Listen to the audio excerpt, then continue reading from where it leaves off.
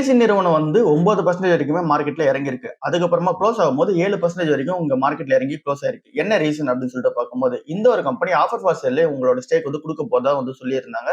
அதோட ஒர்த் மட்டுமே 36,400 கோடி ரூபாவா வந்து இருக்கு. எல்ஐசின்றது ஆக்சுவலா கவர்மெண்டோட கம்பெனி. கவர்மெண்ட்டுக்கு வந்து பார்த்தீங்கன்னா பணம் தேவைப்படுது. அதனால அவங்களோட ஸ்டேக் வந்து பார்த்தீங்கன்னா ஆஃப்லோட் பண்றாங்க. ஆஃபர் ஃபார் சேல்ல குடுக்குறாங்க. 6.5% ஆஃப் தி ஸ்டேக் வந்து குடுக்குறாங்க.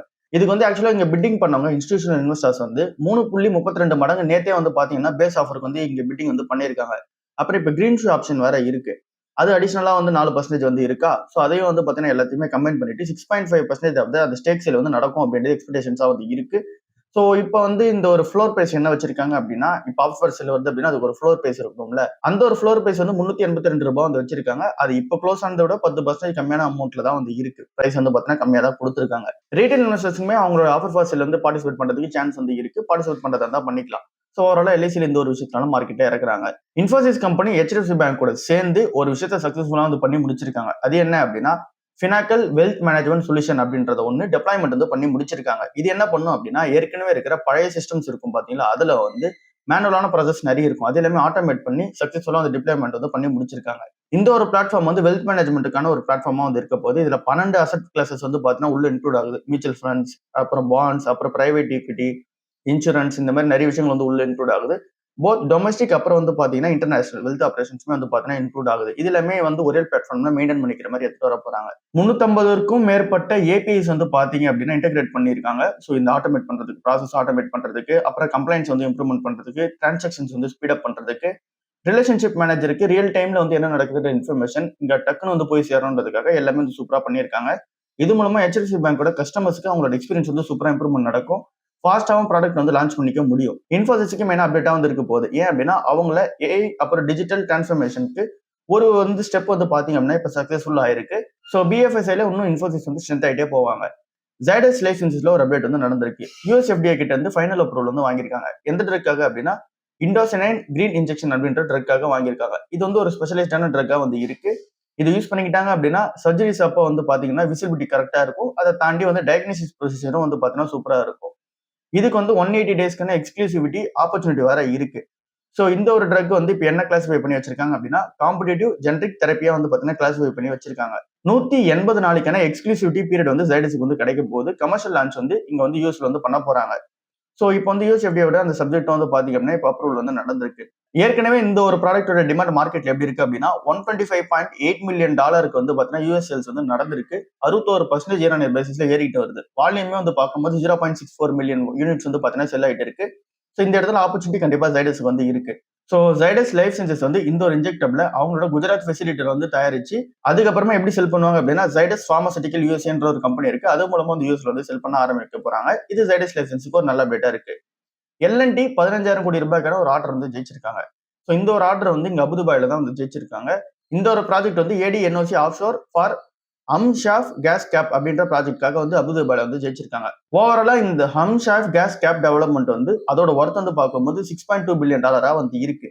எல்என்டி வந்து அதை லீடிங் பண்ணி எடுத்துட்டு போக போறாங்க. கன்சோர்டியம் மூலமாவும், அப்புறம் வந்து இன்ஜினியரிங் வந்து ஹேண்டில் பண்றது, அப்புறம் ப்ரொக்யூர்மெண்ட் ஹேண்டில் பண்றது, கன்ஸ்ட்ரக்ஷன் ஹேண்டில் பண்றது, இன்ஸ்டாலேஷன், கமிஷனிங், இந்த மாதிரி வந்து பாத்தீங்கன்னா இபிசி ப்ராஜெக்ட் எல்லாமே எடுத்து பண்ண போறாங்க. இந்த ஒரு ஏடிஎன்ஓசி சூப்பரா பெர்ஃபார்மன்ஸ் இருக்கும் பட்சத்துல இந்தியா யுஏஇயோட அந்த ஒரு எனர்ஜி பார்ட்னர்ஷிப் சூப்பரா இருக்கும்னு சொல்றாங்க. இந்தியா வந்து லார்ஜஸ்ட் எல்என்ஜி கஸ்டமரா வந்து ஏடிஎன்ஓசிக்கு 2029 வந்து மாறதுக்கான சான்சஸ் வந்து இருக்கு.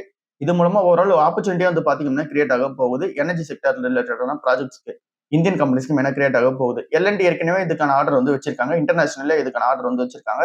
ஓவரால் எல்என்டிக்கு இது ஒரு சூப்பரான அப்டேட்டா வந்திருக்கு. ஃபாரின் போர்ட்ஃபோலியோ இன்வெஸ்டர்ஸ் வந்து $13.2 பில்லியன் இந்தியன் ஈக்விட்டிஸ் வந்து இந்த ஜூன் மாசம் மட்டும் வித்திருக்காங்க. ஜூன் குவார்டர்ல மட்டும்.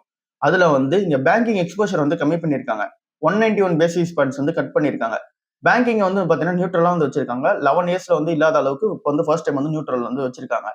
எஃபிஎஸ் அப்ப மணி ஷிஃப்ட் பண்ணி எங்க எடுத்துட்டு போறாங்க அப்படின்னா பேங்கிங்ல உங்களோட எக்ஸ்போஷர் எல்லாமே குறைச்சிட்டு எங்க எடுத்துட்டு போய் பணத்தை வைக்கிறாங்க அப்படின்னா இண்டஸ்ட்ரியல், ஐடி, ஹெல்த் கேர், அப்புறம் வந்து கன்சியூமர், இந்த இடத்துல பணத்தை வந்து வைக்கிறாங்க. ஐடிலையும் ஹெல்த் கேர்லயும் எக்ஸ்போஷர் வந்து ரெக்கார்ட் லெவலான ஐல வந்து பாத்தீங்கன்னா வச்சிருக்காங்க. இன்ஃபோசிஸ் வந்து 29 பேசிஸ் பாயிண்ட்ஸ் வந்து பாத்தீங்கன்னா இங்க ஏத்திருக்காங்க. விப்ரோல 11 பேசிஸ் பாயிண்ட்ஸ் வந்து ஏத்திருக்காங்க. அப்ப இந்தியன் மியூச்சுவல் ஃபண்ட்ஸ்ல என்ன பண்றாங்க அப்படின்னா bank, energy, consumer stable, material, இந்த இடத்துல அவங்களோட எக்ஸ்போஷர் வந்து அதிகப்படுத்துறாங்க. ஸோ மெயினா வந்து இருக்குது பேங்க்ல 3 இயர் லெவல்ல வந்து பாத்தீங்க அப்படின்னா பேங்கிங் எக்ஸ்போஷர் வந்து ஏற்றி வைக்கிறாங்க, ஐடி எக்ஸ்போஷர் வந்து குறைக்கிறாங்க. ஸோ இதுலயே நமக்கு வந்து தெளிவா தெரியுது. இங்க எஃப்ஐஸோட டோன் வந்து இங்க ஐடி, அப்புறம் வந்து இங்க ஹெல்த் கேர், இண்டஸ்ட்ரியல்ஸ் இதை நோக்கி வந்து போயிட்டு இருக்கு. இங்க மியூச்சுவல் ஃபண்ட்ஸோட டோன் வந்து பேங்க், எனர்ஜி, கன்சூமர் ஸ்டேபிள்ஸ் நோக்கி போயிட்டு இருக்கு. எஃப்ஐஸ் இந்த இடத்துல ஸ்டேக் வித்துட்டு இங்க போறாங்க. டிஐஸ் வந்து பாத்தீங்கன்னா இங்கெல்லாம் ஸ்டேக் வித்துட்டு இந்த இடத்துல இன்க்ரீஸ் வந்து பண்றாங்க. ஸோ ஃபாரின் மணியை பொறுத்தவரை பெருசா வித்துட்டு வெளியே போற மாதிரி தெரியல. இங்கே தான் ரொட்டேட் பண்ணிட்டு இருக்காங்க, வேற வேற செக்டருக்கு வந்து மாத்திட்டு இருக்காங்க. இப்ப நிறைய கம்பெனியோட Q1 ரிசல்ட்ஸ் பத்தி பார்ப்போம். Zydus Wellness கம்பெனியோட Q1 results consolidated net profit வந்து 118 கோடி ரூபாய் பண்ணிருக்காங்க. 7% டவுன்ல இருக்கு. 127 கோடி ரூபாய் போன வருஷம் பண்ணாங்க, இப்ப 118 கோடி ரூபாய் தான் பண்ணிருக்காங்க. ரெவன்யூ வந்து 1437 கோடி ரூபாய் பண்ணிருக்காங்க. 860 கோடி ரூபாய் தான் போன வருஷம் பண்ணாங்க. ரெவன்யூ இந்த அளவுக்கு அதிகமாகியுமே ஏன் ப்ராஃபிட் வந்து குறைஞ்சிருக்கு அப்படின்னா எக்ஸ்பென்சஸ் வந்து அதிகமா ஆகியிருக்கு. எக்ஸ்பென்சஸ் வந்து 1278 கோடி ரூபாய் பண்ணிருக்காங்க. போன வருஷம் வந்து 718 கோடி ரூபாய் தான் பண்ணிருந்தாங்க. சோ இந்த இடத்துல வந்து பிரஷர் வந்து போடுது, அதனால ப்ராஃபிட் வந்து அடி வாங்குது. அதுக்கு அடுத்த பிரஷர் வந்து அட்வர்டைசிங் ஸ்பெண்டிங் வந்து இருக்கு. இந்த இடத்துல வந்து அட்வர்டைஸ்மெண்ட் அப்புறம் வந்து ப்ரொமோஷனுக்கான எக்ஸ்பென்சஸ் மட்டும் 261 கோடி ரூபாய் வந்து இருக்கு. போன வருஷம் வந்து 132 கோடி ரூபாய் தான் பண்ணியிருந்தாங்க. ஸோ இந்த ரெண்டு இடத்துல பிரஷர் இருக்க ரீசனால Zydus Wellness Q1 ரிசல்ட்ஸ் வந்து பாத்தீங்கன்னா நெகட்டிவா வந்து இருக்கு. அதுக்கு அடுத்ததான் எம்எம்இ கம்பெனியோட Q1 ரிசல்ட்ஸ் நெட் ப்ராஃபிட் வந்து 138 கோடி ரூபாய் பண்ணிருக்காங்க. 15% டவுன்ல வந்து இருக்கு இயர் ஆன் இயர் பேசிஸ்ல. 164 கோடி ரூபாய் போன வருஷம் பண்ண இந்த ஒரு கம்பெனி வந்து இப்ப 138 கோடி ரூபாய் தான் பண்ணிருக்காங்க. அதிகமான இன்புட் காஸ்ட்னால இந்த ஒரு பிரஷர் வந்து இருக்கு. ரெவன்யூ பொறுத்தல 1039 கோடி ரூபாய் வந்து இங்க பண்ணிருக்காங்க, இன்க்ரீஸ் ஆயிருக்கு 15%. போன வருஷம் வந்து 900 crores தான் வந்து பண்ணாங்க, பட் ஆனா இப்போ 1000 கோடி ரூபாய் வந்து பண்ணிருக்காங்க. ஸ்ட்ராங்கான டொமஸ்டிக் பெர்ஃபார்மன்ஸ் வந்து இருக்கு. சேல்ஸ் வந்து இந்த இடத்துல 20% வந்து க்ரோ ஆயிருக்கதா சொல்றாங்க. இன்டர்நேஷனல் பிசினஸ்ல அஃபெக்ட் வந்திருக்கு. 12% வந்து அஃபெக்ட்ல வந்திருக்கு. வெஸ்ட் ஏஷியால நடக்கிற கான்ஃபிளிக்ட், அப்புறம் வந்து க்ரூட் ஆயில் பிரைஸ் வந்து அதிகமா இருக்கு, அப்புறம் பேக்கேஜிங் காஸ்ட் வந்து அதிகமா இருக்கு. இதனால ப்ராஃபிட் வந்து கொஞ்சம் பிரஷர்ல வந்து இருக்கு. அதனால தான் ப்ராஃபிட் வந்து 15% இறங்கி இருக்கு. மார்ஜினுமே வந்து 360 பேசிஸ் பாயிண்ட்ஸ் வந்து விழுந்திருக்கு. ஸோ எம்எம்இ கம்பெனியோட Q1 ரிசல்ட்ஸை பொறுத்தல ரெவன்யூ ஏறினாலும் சேல்ஸ் ஏறினாலும் பட் ஆனால் ப்ராஃபிட் வந்து பொறுத்தல கொஞ்சம் வந்து அடி வாங்குது. இந்த ஒரு பிரச்சனை எல்லாம் இருக்கு ரீசனால. மேரிக்கோ கம்பெனியோட Q1 ரிசல்ட்ஸ் நெட் ப்ராஃபிட் வந்து 25% ஏறி இருக்கு. 630 கோடி ரூபாய் பண்ணிருக்காங்க. ரெவன்யூ 22% ஏறி இருக்கு. 3957 கோடி ரூபாய் பண்ணிருக்காங்க. எபிட்டா 25% ஏறி இருக்கு. எபிட்டா மார்ஜின் 20.7% வந்து இருக்கு இப்போதைக்கு. 20.3% போன வருஷம் வந்து இருந்தது. அப்புறம் இந்தியாவோட பிசினஸ் 21% க்ரோ ஆயிருக்கு. டொமஸ்டிக் வால்யூம்ஸ் வந்து 11% க்ரோ ஆயிருக்கு. கம்பெனியோட பெஸ்ட் வால்யூம் க்ரோத்தா இந்த ஒரு 20 குவார்டர்ஸ்ல இல்லாத அளவுக்கு இப்போ வந்து பண்ணியிருக்கதா சொல்றாங்க. வால்யூம் க்ரோத் வந்து பார்க்கும்போது இன்டர்நேஷனல் பிசினஸ் சூப்பரா வந்து இருக்கு. இன்டர்நேஷனல் பிசினஸ் 29% ஏறி இருக்கு. கான்ஸ்டன்ட் கரன்சி க்ரோத்தாவே 15% வந்து டெலிவரி வந்து பண்றாங்க. ஸோ இது வந்து பாத்தீங்கன்னா சூப்பரா இருக்கு. ஃபினான்ஷியல் 2027 உங்களோட பிளான் வந்து நல்லா இருக்கு. டபுள் டிஜிட் ரெவன்யூ க்ரோத்ல வந்து போகணும். எபிட்டா க்ரோத்துமே இந்த ஐடி எபிட்டா க்ரோத்ல வந்து போகணும்னு சொல்றாங்க. இந்த ஒரு ஃபினான்ஷியல் 2027 15,000 கோடி ரூபாய்க்கு ரெவன்யூ வந்து ஜென்ரேட் பண்ணுன்றது உங்களோட டார்கெட்டா வந்து இருக்கு. சோ இந்த ஒரு கம்பெனி ஒரு நல்ல ரிசல்ட்ஸ் தான் ப்ரொவைட் பண்ணிருக்காங்க. பாரதி ஏர்டெல் கம்பெனியோட Q1 ரிசல்ட்ஸ் நெட் ப்ராஃபிட் வந்து 37% ஏறி இருக்கு. 8167 கோடி ரூபாய் பண்ணிருக்காங்க. ரெவன்யூ வந்து 18.3% ஏறி இருக்கு. 58,539 கோடி ரூபாய் பண்ணிருக்காங்க. Mobile average revenue per user அது வந்து பாத்தீங்கன்னா இன்க்ரீஸ் ஆயிருக்கு. 264 ரூபாய்க்கு இன்க்ரீஸ் ஆயிருக்கு. 250 ரூபாய் போன வருஷம் வந்து இருந்தது. ஏர்டெல் வந்து 14.9 மில்லியன் கஸ்டமர்ஸ் வந்து புதுசா அடிஷன் வந்து பண்ணிருக்காங்க. டோட்டலா இப்ப அவங்க கிட்ட இருக்க கஸ்டமர் பேஸ் வந்து 681 மில்லியன் கஸ்டமர்ஸ் வந்து இருக்காங்க அக்ராஸ் 15 கண்ட்ரீஸ்ல. இந்தியாவோட ரெவன்யூ வந்து 9.7% ஏறி இருக்கு. ஆப்பிரிக்காவோட ரெவன்யூ வந்து 21% ஏறி இருக்கு. கான்ஸ்டன்ட் கரன்சி டேர்ம்ஸ்ல பார்க்கும்போது ரெண்டு மார்க்கெட்டுமே சூப்பரான பெர்ஃபார்மன்ஸ் வந்து இருக்கு. எபிட்டாவுமே சூப்பரா வந்து க்ரோ ஆயிருக்கு. எபிட்டா மார்ஜினும் சூப்பரா வந்து இன்க்ரீஸ் ஆயிருக்கு. ஓரளவுக்கு சூப்பரான Q1 பாரதி ஏர்டெலுக்கு வந்து அமைஞ்சிருக்கு. அதுக்கு அடுத்ததா கல்யாண் ஜுவல்லர்ஸோட Q1 ரிசல்ட்ஸ் நெட் ப்ராஃபிட் வந்து 32% ஏறி இருக்கு. 347 கோடி ரூபாய் பண்ணிருக்காங்க. ரெவன்யூ 46% ஏறி இருக்கு. 10,589 கோடி ரூபாய் பண்ணிருக்காங்க. எபிட்டா பொறுத்தளவுல 25% ஏறி இருக்கு. 632 கோடி ரூபாய் பண்ணிருக்காங்க. எபிட்டா மார்ஜின் 100 பேசிஸ் பாயிண்ட்ஸ் வந்து விழுந்திருக்கு. 6% வந்து பாத்தீங்கன்னா இப்ப இருக்கு. மெயினா வந்து இந்த எபிட்டா மார்ஜின் விழுந்ததுக்கு பின்னாடி இருக்க ரீசன் என்ன? இங்க வந்து அதிகமான எக்ஸ்சேஞ்ச் கோல்டு வந்து கொடுத்திருக்காங்க. ப்ரொமோஷனல் ஆஃபர்ஸ் வந்து அதிகமா வந்து இருக்கு. லோவான மார்ஜின்ல ப்ராடக்ட் மிக்ஸ் வந்து அதிகமா இருக்கு. இதனால மார்ஜின் வந்து கொஞ்சம் பிரஷரா இருக்கு. இந்த ஒரு கம்பெனியோட ஹை மார்ஜின் ப்ராடக்ட் எது அப்படின்னா ஸ்டட்டட் ஜுவல்லரியா தான் இருக்கு. அது வந்து இங்க கான்ட்ரிபியூஷன் பண்றது கொஞ்சம் கம்மியா இருக்கு. 30.3%ல இருந்து 29.7% வந்து கம்மியா இருக்கு இந்தியால. அப்புறமேட்டுக்கு அங்க மிடில் ஈஸ்ட்லயுமே வந்து பாத்தீங்கன்னா கம்மியா இருக்கு. 18.3%ல இருந்து 16.3% வந்து இறங்கி இருக்கு. இதனால அதிகமான மார்ஜின் தரக்கூடிய ப்ராடக்டே வந்து பாத்தீங்க அப்படின்னா இப்ப சேல் ஆகுது, கம்மியாகுதுன்னும் போது ப்ராஃபிட்ல இருந்து அடி வாங்குது. இந்தியாவோட பிசினஸ் 38% க்ரோ இருக்கு. சேம் ஸ்டோர்ஸோட சேல்ஸ் வந்து 28% க்ரோ இருக்கு. கல்யாண் வந்து 12 புது ஸ்டோர்ஸ் வந்து இப்ப ஆட் பண்ணிருக்காங்க இந்தியால. சோ ஓவரால் இந்த ஒரு Q1 பொறுத்தல ப்ராஃபிட் வந்து ஓரளவுக்கு வந்து பாத்தீங்கன்னா சூப்பரா தான் வந்து இருக்கு. பட் ஆனா ஹை மார்ஜின் ப்ராடக்ட் மட்டும் கொஞ்சம் பிரஷர்ல வந்து இருக்கு. நைகா கம்பெனியோட Q1 ரிசல்ட் சூப்பராவே இருக்கு. 226% வந்து ஏறி இருக்கு. 80 கோடி ரூபாய் மேக் பண்ணிருக்காங்க ப்ராஃபிட் மட்டும். ரெவன்யூ வந்து 29% ஏறி இருக்கு. 2,782 கோடி ரூபாய் மேக் பண்ணிருக்காங்க. பியூட்டி பிசினஸோட செக்மெண்ட் வந்து 27% க்ரோ இருக்கு. கிராஸ் மெர்ச்சன்டைஸ் வேல்யூவா பார்த்தாலும் 28% வந்து க்ரோ இருக்கு. எபிட்டா 68% க்ரோ இருக்கு. எபிட்டா மார்ஜின் 200 பேசிஸ் பாயிண்ட்ஸ் வந்து இம்ப்ரூவ்மெண்ட் நடந்திருக்கு. ஃபேஷன் செக்மெண்ட்ல 53% இன்க்ரீஸ் வந்து நடந்திருக்கு. அதுல வந்து விமன் ஃபேஷன் செக்மெண்ட் மட்டுமே 40% இன்க்ரீஸ் ஆயிருக்கு. மென்ஸோட செக்மெண்ட் வந்து 83% இன்க்ரீஸ் ஆயிருக்கு. கிட்ஸ் வேரோட செக்மெண்ட் வந்து 57% இன்க்ரீஸ் ஆயிருக்கு. ஓரளவுக்கு டீசென்டான ஒரு Q1 இங்க நைகா கம்பெனிக்கு வந்து இருக்கு.